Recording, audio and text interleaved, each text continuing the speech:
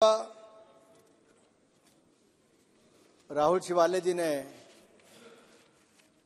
Media समाचार पत्र चलाने वाले हमारे ऐसे भाइयों के खिलाफ अगर एट्रोसिटीज हों, उनके खिलाफ कोई हमले किए गए हों, आपने बड़ी गंभीर प्रश्न पूछा है। अध्यक्ष जी, मुझे कहते हो आज सुबह राज्यसभा में भी इसी तरह से जुड़ा हुआ प्रश्न आया था और पूछने वाली वहां पे, क्योंकि उस हाउस की चर्चा यहां पे नहीं कर रहा।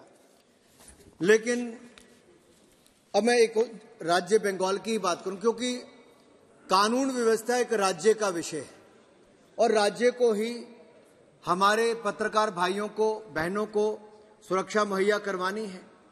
लेकिन गृह मंत्रालय ने 20 अक्टूबर 2017 को एक एडवाइजरी जारी करते हुए कहा था, और उस समय माननीय राजनाथ सिंह जी ही देश के गृह मंत्री थे, आज हम सबके बीच में भी इन्होंने एडवाइजरी उस समय जारी की थी कि जितने पत्रकार हैं उनको सुरक्षित वातावरण वहां पर देना चाहिए, ताकि उनको लिखने की स्वतंत्रता हो ही, पर सुरक्षित वातावरण भी देना चाहिए। यह एडवाइजरी किसी और ने नहीं, मोदी सरकार में उस समय भी माननीय राजनाथ सिंह जी ने गृह मंत्री के नाते किया।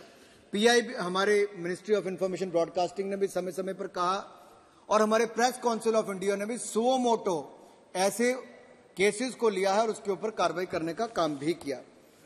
अगर मैं उदाहरण तौर पर कहूं तो पश्चिम बंगाल एक ऐसा राज्य है जहां चुनाव से पहले, चुनाव के बाद अनेकों ऐसे उदाहरण देखने को मिलते हैं जहां ये जर्नलिस्ट पीटे भी गए, उनको नील भी पड़ गए, कईयों की इंजरी भी गंभीर हो गई। सही बात है अध्यक्ष जी, कुछ सांसद पश्चिम बंगाल के कहते हैं केरल की भी ऐसी कुछ स्थिति, कुछ और राज्यों की भी ऐसी स्थिति।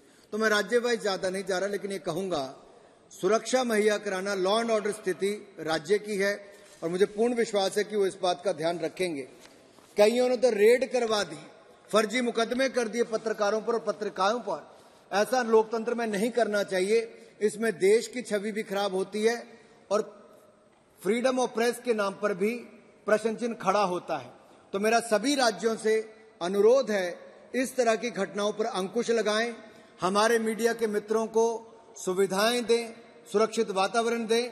जैसे मोदी सरकार ने मदद की है, कोविड के समय भी अगर किसी की मृत्यु हो गई तो 5 लाख रुपए की मदद देने का काम नरेंद्र मोदी जी की सरकार ने किया है और हम आगे भी करेंगे।